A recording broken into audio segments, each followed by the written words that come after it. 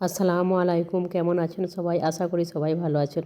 দূর এবং কাছে যেখান থেকে আমার ভিডিওটা দেখছেন সবাইকে জানাই অনেক শুভেচ্ছা আর ভালোবাসা। তো আজকে চলে এলাম একটা ভিডিও নিয়ে, যেখানে দেখাবো মশলাটা একটু তৈরি করে নিচ্ছি। সব তরকারিতে এই মশলাটা আমি দিয়ে থাকি। তো মশলাটায় দেওয়া হচ্ছে, উপকরণগুলি হলো দারচিনি, লবঙ্গ, বড় এলাচ আর মেথি দানা, আর দেব গোলমরিচ আর ধনে। এগুলো হালকা করে আঁচিয়ে নেব। একবার আঁচিয়ে নিলে পেস্ট করতে খুব সুবিধা হয়। তো মিক্সিতে এবার দিয়ে এটাকে আমি পেস্ট করে নিচ্ছি। তো পেস্ট করা হয়ে গেছে, দেখুন কত সুন্দর হয়ে গেছে। এটা একটু আলুর দম করার জন্যে মশলাটা দিচ্ছি।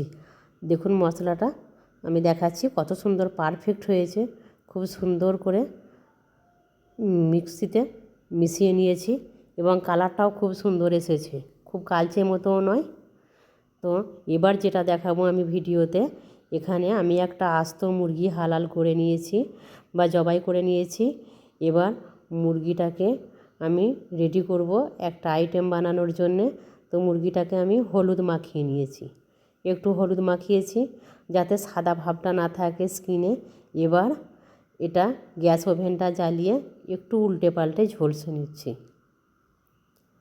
ঝলসে নিলে চামড়াটা থেকে কি সুন্দর একটা তেল তেল ভাব বেরিয়ে আসে, আর চামড়াটাও একটু টাইট হয়ে যায়, লেজলেচে ভাবটা থাকে না। তো এবার কেটে কুটে নেওয়া হলো, বড় বড় করেই কাটা হলো। তো কেটে ধুয়ে পরিষ্কার করে নিয়েছি। এরপর যেটা করব আমি, সেটা হচ্ছে স্কিনটা আলাদা করে নেব, চামড়াটা আলাদা করে নিয়েছি।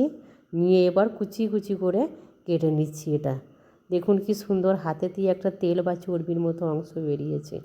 এবার কেটে নেওয়া হলো। আর কড়াইতে তেলটা গরম হয়ে এলে পেঁয়াজ কুচি, আদা কুচি, রসুন কুচি আর দিয়ে দিলাম আস্ত একটা তেজপাতা। নেড়ে চেড়ে নেওয়ার পর এবার দেওয়া হলো চিরিয়ে নেওয়া কাঁচা লঙ্কা, আর দিচ্ছি পরিমাণ মতো লবণ, হলুদ আর কাশ্মীরি লঙ্কা আর ধনে গুঁড়ো।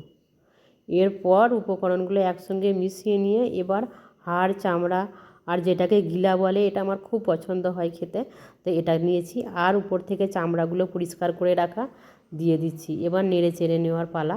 খুব সুন্দর করে নেড়ে চেড়ে নিয়ে এবার কুচিয়ে রাখা কতগুলি আলু দিয়ে দিলাম। এবার দিয়ে দিলাম সামান্য একটুখানি জল। এবার একটু কষিয়ে নেওয়া হচ্ছে। দেখুন কত সুন্দর এখন থেকেই একটা গন্ধ বেরিয়েছে এবং কালারটাও খুব সুন্দর এসেছে। এই তরকারিটা কিন্তু সব জিনিসের সঙ্গে পরিবেশন করা যায়। ভাতের সঙ্গে, গরম ভাতের সঙ্গে খেলে ভালো লাগে, লুচির সঙ্গে, আর রুটি, পরোটা যাই বলুন না কেন ভালো লাগে খেতে। আর উপর থেকে একটা মশলা ছড়িয়ে দিচ্ছি, যেটা আমি বিশেষ মশলা তৈরি করি, এটা সব তরকারিতেই আমি দিয়ে থাকি। তো দেখুন তরকারিটা কত সুন্দর পারফেক্ট হয়েছে। এই তরকারিটা আমরা এখন আলাদা একটা জিনিসের সঙ্গে পরিবেশন করব বা খেয়ে নেব। এবার দেখুন কি সুন্দর হয়েছে।